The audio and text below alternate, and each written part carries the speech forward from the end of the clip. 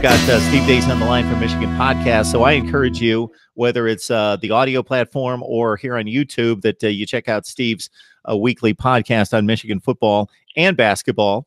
And so this matchup against Florida can't get the fan base too excited. You mentioned all the empty seats, or what will be empty seats, despite it being a sellout. I should say the unused or non-purchased tickets on the Michigan side. So I can't imagine the feedback you're getting from the fan base is too galvanized for this effort. No, and some of it also has to do with the playoff itself. And you know, we're reaching a point now where, and it is conceivable Michigan might have 5 or 6 players sit out of this game. We already know about Rashawn Gary. I think Karan Higdon is going to sit out. Now you're talking your team captain's going to sit out. I think David Long, Lavert Hill could both sit out. I think Devin Bush could sit out. So now I could actually make an argument, given if we're going to treat these things as meaningless exhibitions, and given the new redshirt rules, I almost wonder if guys are leaving anyway, maybe you are better off if they go and just devote all 15 of those bowl practices to the guys that are taking their spot next year, and then put them in the bowl game. So, you know, you're not opening up next year under the lights with, those guys that got big eyes, that got some experience behind them. But for those of us who remember when a 9-2 Michigan team came back from 28-14 down in the fourth quarter to beat SEC champion Alabama in one of the great Sugar Bowls of all time in overtime, with Tom Brady dropping dimes all over the field. Yes, Orange Bowl. Or years where other teams in our conference had great seasons. You know, Ohio State. I think it's only like the third time since 1985 Ohio State's even been in the Rose Bowl because of all the funky bowl alignments and arrangements. But these things, there's a lot of great memories about these games and how they send you as a fan off, into the off season when your team gets a win. And now it's starting to feel like it's the playoff or nothing. And everything else is the NIT. And I think ESPN has something to do with that. And I've heard that this is where I do agree with Herb Street. I'll defend ESPN on this point. It's such a huge event. I don't know how you avoid this, though, at the same time, but I don't know what can be done, because I think now the postseason's the worst it's ever been. The old joke about college football was the greatest regular season and worst postseason in sports. I think we've made the postseason worse. The novelty of the playoff is worn off. People are tired of watching Alabama. They're going to get really close to tired of watching Clemson now, too. Oklahoma's pretty much in there every single year. And the team that got left out is in there a bunch, too, in Ohio State. And I think there's so much regionalization, so much it's basically more of a conglomerate than a sport. And then it's rendering a lot of these other games that typically used to matter. They just don't matter a lot to people anymore. And I don't know what can be done about it, but it's a conversation I think they need to have. That for those teams and those teams' fan bases that expect to be in the playoffs, so we'll include Michigan this particular season, we'll include Ohio State on a regular basis, that's what we see on social media in the aftermath of not being selected, whether it's the Michigan loss to Ohio State, which of course is disappointing on so many other levels, but the Ohio State snub for a second straight year.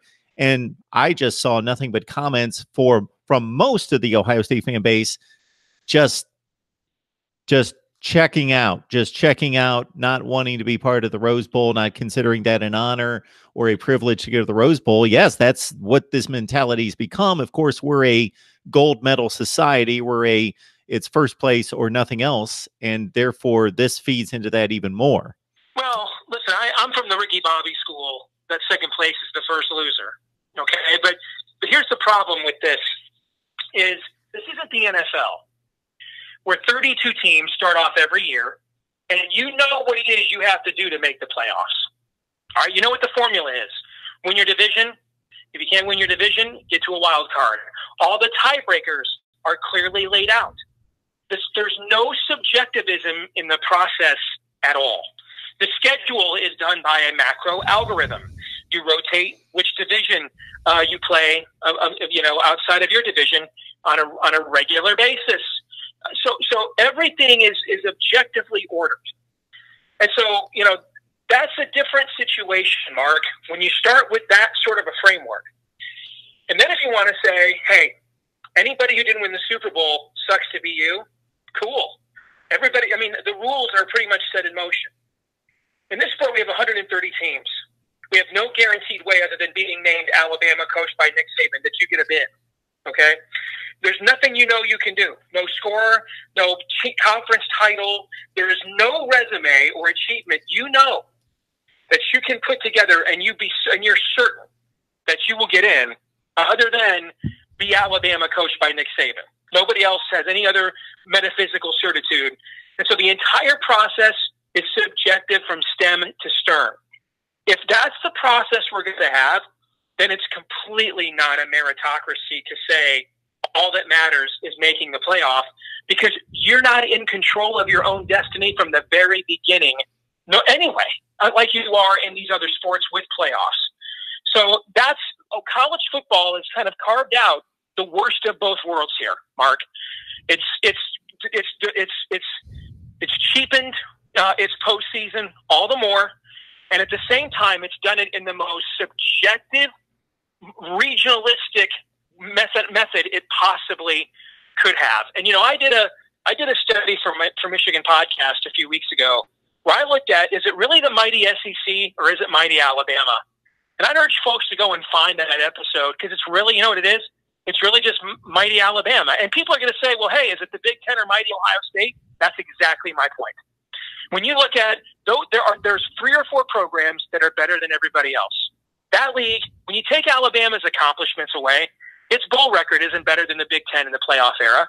It's had fewer top 10 teams in the playoff era than the Big Ten. It's Alabama. That's the issue. I just finished a project today looking at if we had an 18 playoff for the last 25 years since we went to divisional play in college football. And you know what I found is 12 of those 26 seasons, there would have been multiple Big Ten teams in the 18 playoff. 10 of those seasons, there would have been multiple Big Ten teams in the playoff. 12 of those seasons, there would have been multiple SEC teams. What I found was 9 different Big Ten teams would have made the playoffs the last 26 years. 7 different SEC teams would have. So it's mighty Alabama, Mark. That's really what it is. And so this thing has become hugely provincial, hugely regional, and highly subjective. That's not a good business model.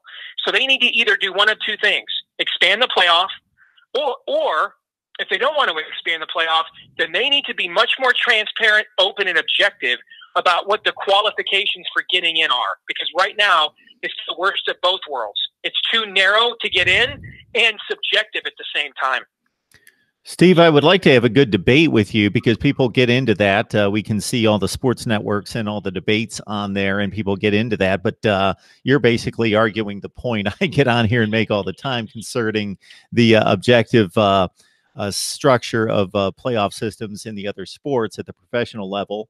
And that's what it is. Exactly. It's known. It's a known factor and a known metric that everyone can try to achieve. And we sit here on the final week of the NFL season, and we've got all the calculations of what teams need to do the final weekend to make or miss the playoffs. That does not exist, unfortunately, here in college football.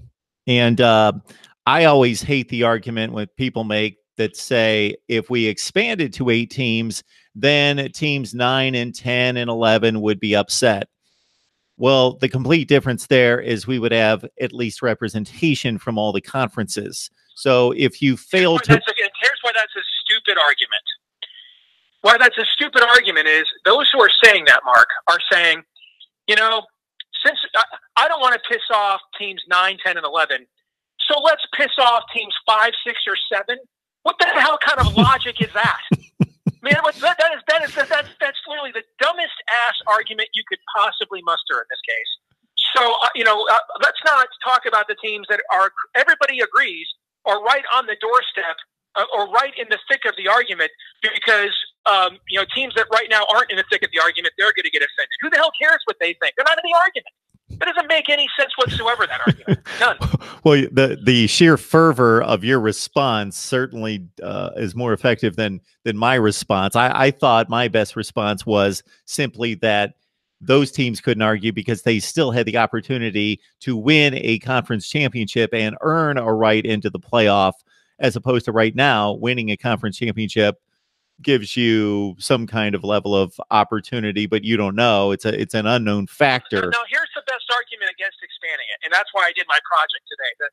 The best argument against expanding it is, do you want Northwestern in the playoff if it upsets Ohio State 2 weeks ago?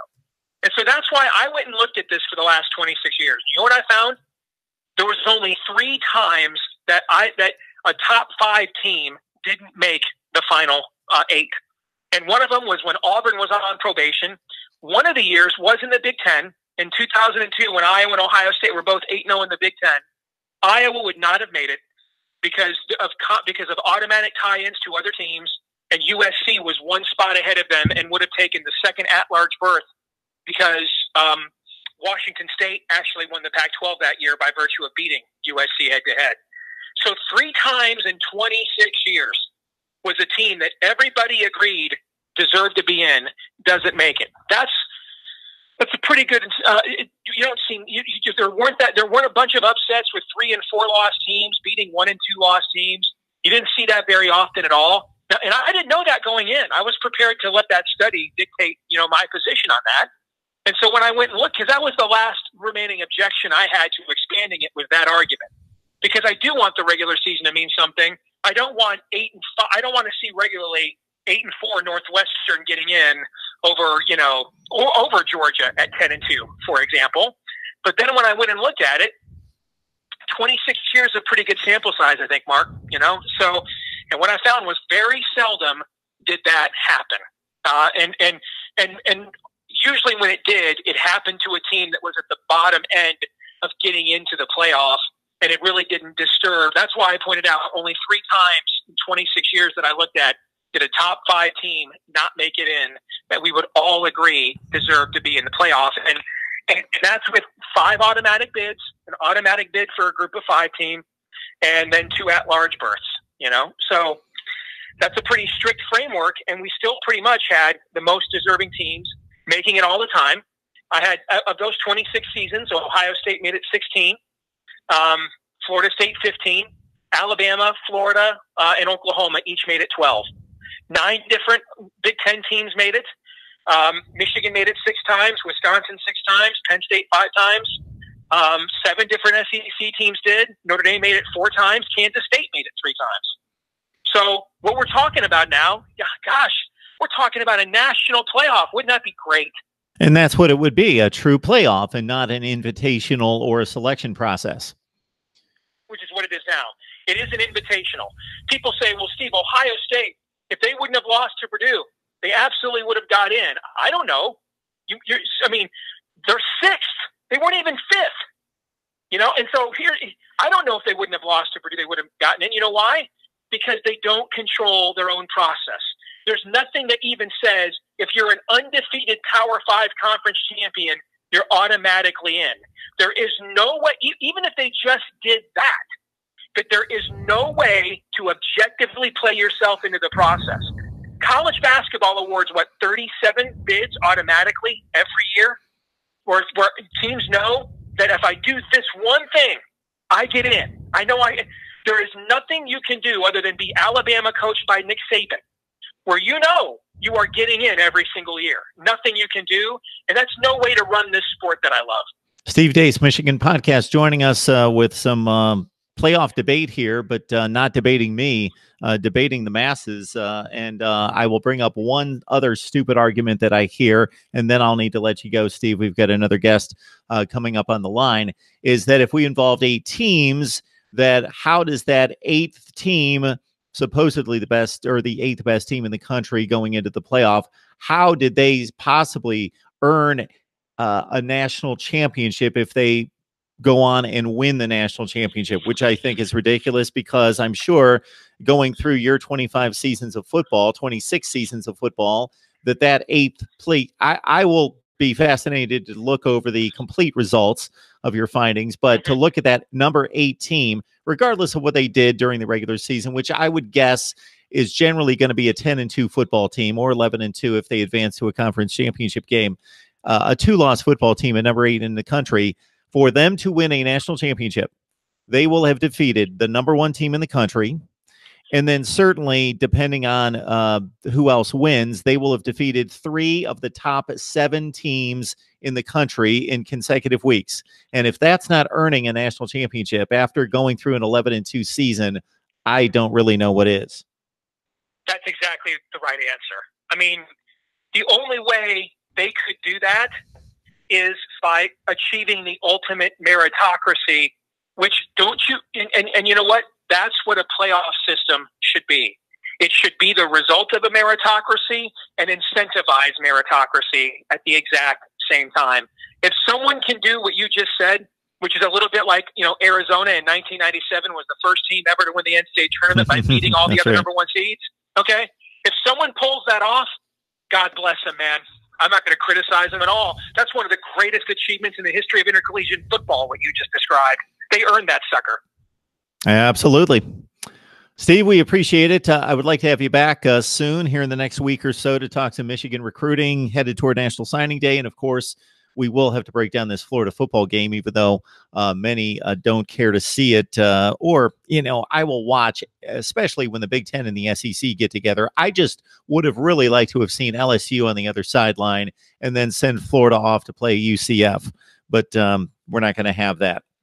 Steve, we appreciate it. You have a great night. I'm on vacation the rest of the month, Mark, so I'm happy to do it. Just let me know, brother. Absolutely. Thank you so much, Steve. We'll talk to you later. All right, take care. Go Blue.